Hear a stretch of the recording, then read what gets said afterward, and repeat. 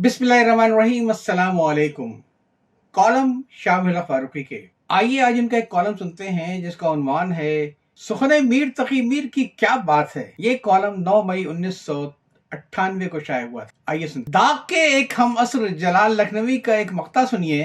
कहने को जलाल आप भी कहते हैं वही तर्ज, लेकिन सुखने मीर तकी मीर क्या बात है। ये मक्ता सिंध तरक्की पसंद पार्टी के चेयरमैन कादिर मक्सी साहब के लॉन्ग मार्च के हवाले से एक खबर से याद आया जो 27 अप्रैल 1998 के अखबारात में शाये हुई थी। सखर से कराची के इस लॉन्ग मार्च के अख्ताम पर पार्टी के वाइस चेयरमैन जनाब हसीन बख्श थियो ने अपनी तकरीर में कहा कि ज़बानें काबिले नफरत नहीं होती हैं, बल्कि काबिले नफरत वो लोग हैं जिन्होंने उर्दू को खराब जबान बना दिया, जबकि मीर तकी मीर की जबान हम सब के लिए काबिले एहतराम है। यानी हुसैन बख्श थियो के ख्याल में सुखने मीर तकी मीर की क्या बात है। ताहम तफरीह तबा के तौर पर हम ये अर्ज करते हैं कि अगर हुसैन बख्श थियो या शाह मिल्लत फारूकी मीर तकी मीर के जमाने में होते और उनसे हम कलाम होना चाहते तो शायद मीर साहब अपनी नाजुक तबई और कम दिमागी के बिना पर इन लोगों से बात करना गवारा तक न करते। मीर साहब का मिजाज तो ये था कि जब वो दिल्ली के हालात से परेशान होकर लखनऊ जाने की तैयारी करने लगे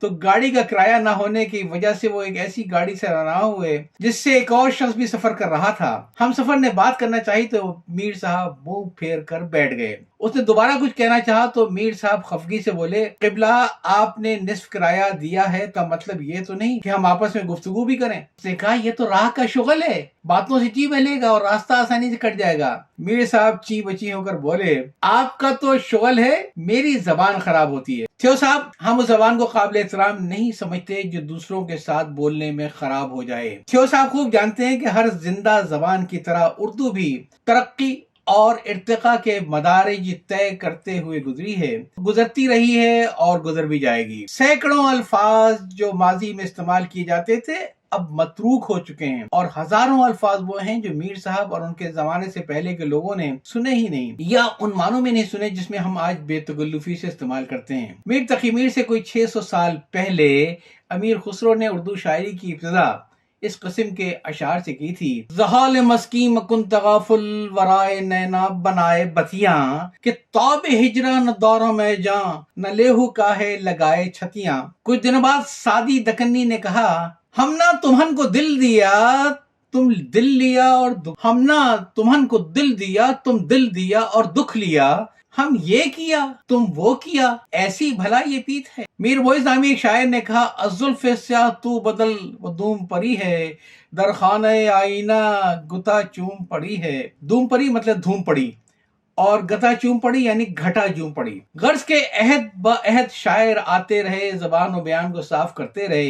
हिंदी, दक्कनी और फारसी और उर्दू की शायरी को देखकर वो सोचते रहे कि उर्दू का तकाजा कुछ और है। चुनांचे मीर से पहले कायम चांदपुरी ने इदराह तफक्कुर कहा, कायम में गजल तौर किया रेख्ता वरना बात लुचरसी बज़बाने दक्कनी है। यही कैफियत उर्दू के बाबा शायरी वली दक्कनी की थी जिन्होंने आकर ये कहा, ये तिल तुझ मुख के काबे में मुझे असवदे हजर दिस्ता, ज़रखंदा में तेरे में चाहे जमजम का असर दिखता।